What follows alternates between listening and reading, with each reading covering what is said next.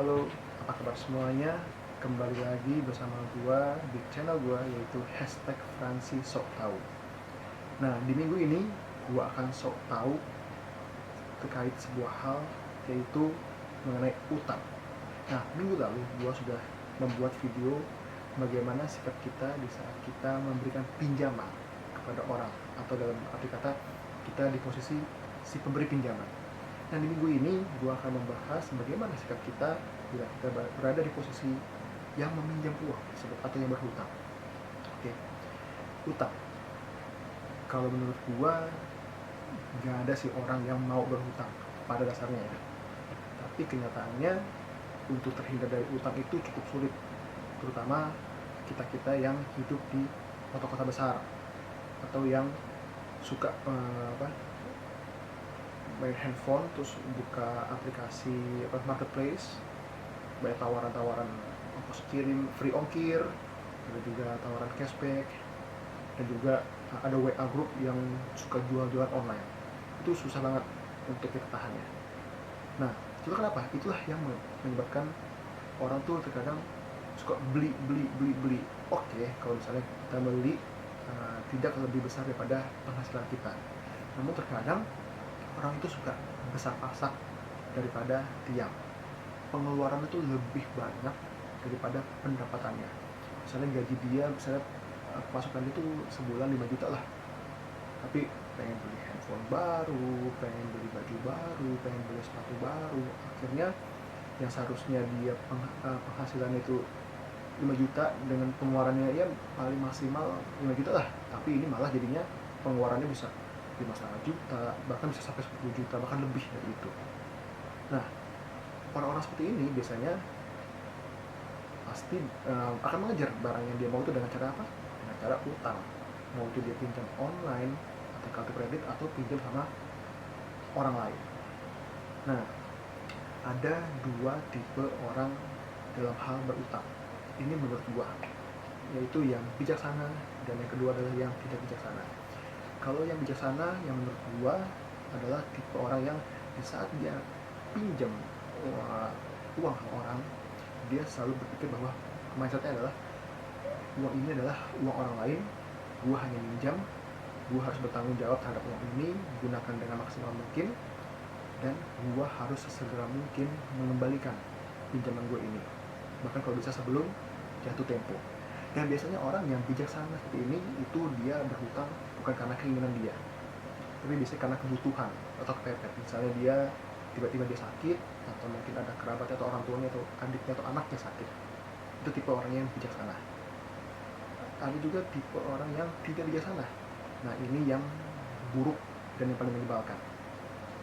Nah, orang yang tidak bijaksana itu kayak gimana sih? Ya, dia punya mindset bahwa di saat dia pinjam uang itu udah kebiasa tuh, pinjam uang, terus dia tuh pasti nggak pernah mikir kapan gue harus balikin, tanggal berapa, terus gue harus cari uang supaya bisa cepat mengembalikan uang tersebut. Nah, akhirnya apa? Nah, dia mulailah pura-pura untuk lupa bahwa dia pernah pinjam atau kadang kabur. Bahkan orang-orang kayak gitu biasanya tuh lebih galak daripada yang memberikan pinjaman. Ngeri ya. Mestinya kan orang kalau bisa minjem uang itu kan dia sadar dia harus yang datang kepada yang memberikan pinjaman. Ini masa sampai orang yang meminjamkan itu harus datang kepada dia, kan masuk akal gitu lah. Oke. Nah, ada dua alasan kenapa orang berhutang. Ini menurut gua. Pertama, dia berhutang oleh karena kebutuhan, dan dia berhutang oleh karena keinginan. Kalau menurut gua, orang yang berhutang oleh karena kebutuhan ini masih mendingan lah dibandingkan orang yang berhutang oleh karena keinginan. Contohnya apa sih? Orang yang berhutang oleh karena kebutuhan, tipe-tipe yang dia ini gajinya mungkin pas-pasan, kayak hidup sederhana, produknya nggak usah yang bermerek-merek banget lah. Bahkan dengan gaji dia yang pas-pasan ini pun dia masih bisa nabung walaupun sedikit dan berinvestasi dengan gaji dia tersebut. Nah, suatu ketika orang tuanya atau adiknya mungkin jatuh sakit, ya kita tahu kan biaya pengobatan kan mahal sekarang. Nah, dengan gaji dia yang pas-pasan ini terkadang nggak cukup untuk masuk biaya pengobatan atau masuk rumah sakit. akhirnya apa, dia dengan terpaksa, sekali lagi terpaksa harus minjem uang. Ya kalau misalnya dia nggak minjem uang, bisa nyawa dari keluarganya nggak dapat diselamatkan. Jadi dia ini tipe, berarti orang seperti ini adalah orang yang berhutang bukan karena keinginan dia, tapi karena terpaksa. Nah, orang-orang yang seperti ini tuh kalau menurut gua, saran gua adalah pantaslah kita kasih pinjaman, bahkan kalau bisa kasih secara cuma-cuma lah, dah bro, nih uang untuk lo, gua mau pengen bantu lo. Tuh. Orang yang tipe ini pantaslah kita bantu. Nah, yang kedua adalah tipe orang yang nggak pantas kita bantu, yaitu orang yang utang karena keinginan.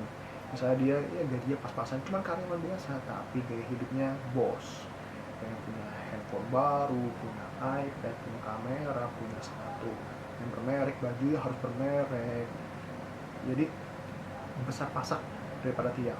Nah, orang-orang yang kayak gitu menurut gue nggak pantas ya untuk kita pinjamkan, karena kalau kita pinjamkan uang kepada mereka, dia bakalan terus atau minjem. Bahkan ngerinya orang seperti ini, dia tuh suka nggak bisa ngontrol, nggak bisa nahan, takutnya dia nggak bisa ngembaliin pinjamannya. Jadi menurut gua orang yang seperti ini nggak pantas kita kasih pinjam. Oke? Boleh nggak sih kita berhutang? Nah, karena gua punya agama, gua punya Tuhan, gua punya keyakinan, menurut ajaran keyakinan gua bahwa sebaiknya kita tidak berhutang, hidup sesuai dengan penghasilan kita, tidak lebih dari itu, kecuali kepepet atau ada kebutuhan ya, seperti yang contoh tadi ya.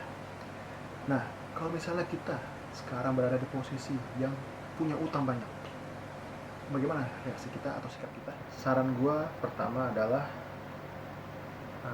kita harus stop belanja online. Kita terus harus berhenti. Kalau saya lagi nongkrong atau lagi bengong gitu, janganlah buka-buka sosial media atau e-commerce atau marketplace ya. Karena kalau kita lagi buka-buka gitu, pasti ada aja godaan yang ingin dibeli walaupun barang itu murah. Memang barang kita beli itu murah, paling cuma 30.000, 50.000.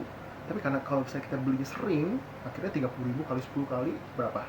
Ya 300.000. Sama aja kita beli barang yang mahal.